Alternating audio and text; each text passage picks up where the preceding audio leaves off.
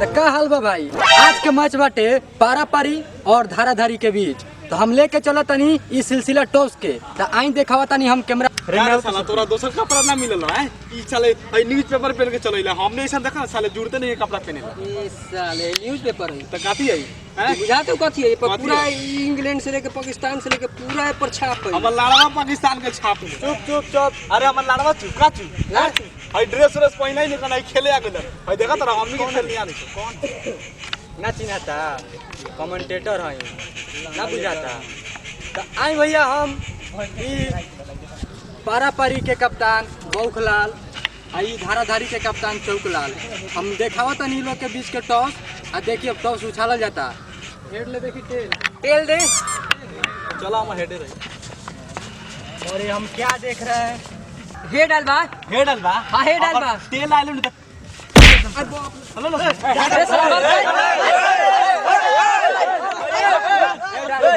ओए पटलो चुप हटा मारना तेल आइल बनू आज के टॉस बौखलाल हट भौंसे के नहीं जीता है। यहाँ पर जीतले बारेन चौकलाल बैटिंग करियन चौकलाल। अब जा के होने बैठ चला तो तोरा भैंसी के पोंछ काट दे अब देखी बौखलाल टॉस हरला ह तो तोरा कैसा महसूस हो? लंड महसूस होगा हमसे। मौसरी वाला मार देला कैसा महसूस होता? लंड महसूस हो रहा है। अब तुम तो टॉस मुझे हरवा दिया है, उसको दाब दाब के सीखा बुद्धि किया था ना। तो ये यही चलते कहा जाला बौख बारन बौखे राम रहियो नी।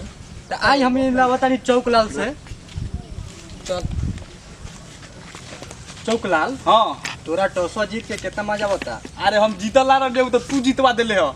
आज शाम के चौक पर बैठो तोरा के केला पाव पाका खियाएम हम। हमरा केला पाव ना हां हमरा चाउमीन चाट से चाउमीन झाट कौन मिले लाई चाट ह झाट ना कहल जाला। अच्छा चाट हो चलो कोनो बात नहीं के चाटे खियाएम लेकिन अभियो केंगे मैनेज करे तोरा मालूम बानू। हां जा ना तू बैटिंग उतारा ना बस हो जा के बाबा मेहरबानी सो यही से कहल जाला।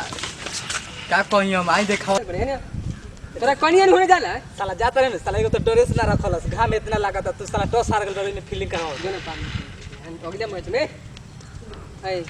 तेरा कनियन हुए जाला जा तनी नार बपियाल बड़ देख तोरा डर से ने उन्हें फाट गेल बांध के क्वेश्चन बब कप्तान है साला बढ़िया तू होने जो जा फ्रंट पलक वो नहीं चल जो होने आ तू होता रही है सब लागू न गइला सरे। हां लागे नहीं तो बैटिंग के भेज आ मुकाबला कर लियाओ। देखी चौकलाल का टीम से ओपनिंग करे जाता रन चोपलाल आए था घोपलाल शतक बने बन एकदम दू गो मारा शतक अरे बा पूरा घींच के मरबई घींच के। हां तो देखी बवाल मचा देखिए तो चोपलाल चोप खड़ा करियन आ घोपलाल घोपवई हन।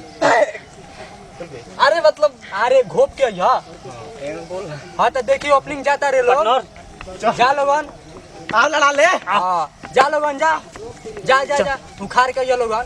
तो देखिए हम ले चलते नहीं सीधे फील्ड में। इका हम देखत तनी बौखलाल का टीम से खुद बौखलाल के पहला गेंद हाय देख बौखा के तीसरा गेंद हाय देख चोपलाल के एको बैटो में ना सटता नार खेलिया बौखा चलल चौथा गेंद लेके चोपलाल ला अरे बाल चोपलाल दौड़ल बाटे हाय देख रहा ना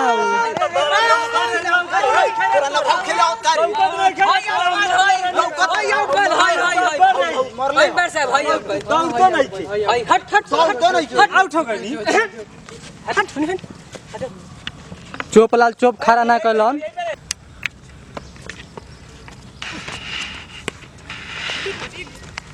हाय देखा झोरना भागल बाटे हाय देखा इहो रन आउट यार लागत है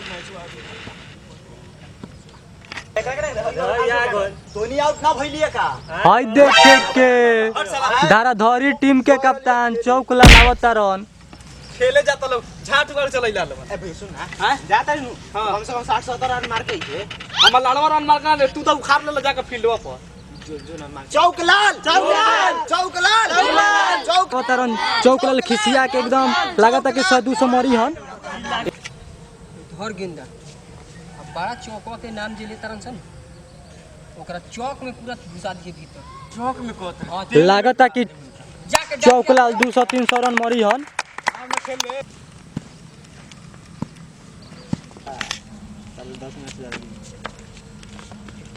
बॉल आई होय दी भाई वाइट देबो थे आयो ए बॉल है ए हमरा के इतना बेरा उबे से साला अच्छा ए हमरा के हम देखत गोल में डोल ले रहनी है साथ साला खाले जमीन पार को दे लक या वाइट लाल में खुद का तरह साला उखाड़ तो बिगड़ रहे मरले काहे रे मरले हमरा प्लेयर के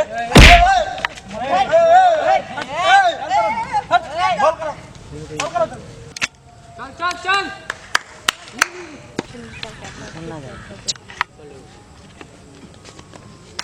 आउट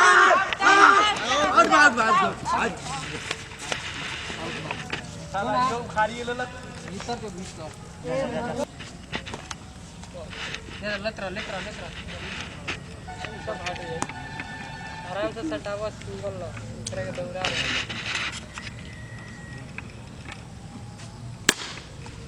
ना बीट फेंक खेला फेंकिए आओ ना तो आओ अच्छा का छक्का छाका के बॉल छार होगल बाबू आज तो लकड़ी छाका मार देलो कभी लो ना पिटा अभी खा है केरा क्या हो जाओ किताब इनकर नोजल में टूजल मार ना बोल बोल मार ना पीछे में घुसाओ ना ओ किया सब किया बीट अब ना आओ ना एकरा बाद आई लास्ट ओवर के लास्ट इन के अंदर ले चल हट हां नहीं खेले के बाद अरे तो बॉलिंग करावे आवत बनी तो जो ना बैटो पे लेते नहीं हट देखी बोखरम का टीम से बल्लेबाजी करे चल दिल बारन खौसी राम आ दिनाय राम। देखा तानी कौरन बना के आवता लोग तो ले चला तानी हम लाइव बॉलिंग के तरफ। चौकराम पहल का गेंद फेंकलन दिनाय के लिए, दिनाय मरले बारन उठा के सीधे बाउंड्री के बाद 4 रन जाके लगाता सीधे बकरी का पीठ पर। चौकला चलन दूसरा गेंद लेके दिनाय रामला हाय देखा देखते देखते बॉल तो घूम गया। ये बहुत बार का स्टेडियम बा ता लोग तो इतना ना बाटे कि जगह नहीं के मिलत तनी बहुत देखावत हो। रेडी आजा चौकलाल तीसरा गेंद लेके दिनायला दिनाय मोले बरन सीधे सुता के बकरी के लागल बा पोच पर मुद देलक। देखिए ता स्टेडियम में खाली बकरी अपन देखावता। हम एकरा से पूछे के चाहतनी बकरी का कहे के चाहता। चलो तो तनी कैमरा लेके तो बकरी तू का कहे के चाहता रू? बोल ए कहां भागता रू? कैमरा चला चला तू का करता तू का जा के मैंने पकड़े के चाही।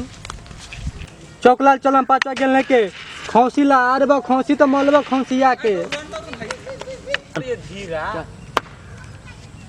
आउट। ओहनी भाई हम खेल कर क्या आराम से नहीं होना है हां धल आउट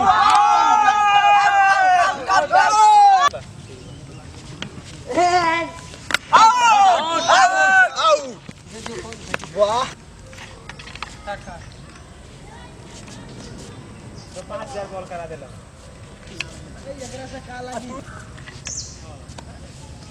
छक्का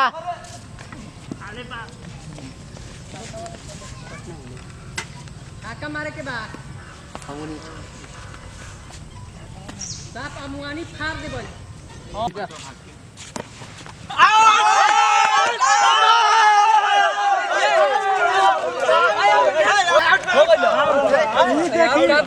कहां बांध गेंदा है मैं निकलल हो ई देखिए ता बोखराम मात्र 4 रन से हार गेल बार। हार गेल भाई आउट हो गेल। गेंदा ऊपर मैं निकल यही से आज के विजेता चौकलाल। आ भाई तू काहे गाल खेले तर सरी के गाल कर देख हट ना हट हार गइले ज्यादा पतियै क्या बतियाते हैं हार गइले एगो तो तू हेड टेल में गाल भइल शुरुए में गाल चालू हो मारे के बाद बात ना मनबे बबुआ गाल माने ना मनबे गाल बहुत खेल ले वो कौन गाल खेले बा तू आउट बारो 4 रन से हार गेलो आज के विजेता चौकलाल ठीक बा आज के विजेता चौकलाल अच्छा बेटा तू चौक पर गाड़ी का तरीका बेटा तू चौक पर है देख साला मरबो कइलन से गालो खेलन से साले बेटा लोगन हमू देखियो साले मैच कराएम अब बुलवा के इतना कचराई कराएम इतना कचराई की पूछो मत साला बड़ी मोड़ने बन साला कार धइले खनु हूं ओकर बड़का लो तोन कप्तान में ओकर ना गाड़ फाड़ दी तो हमरो ना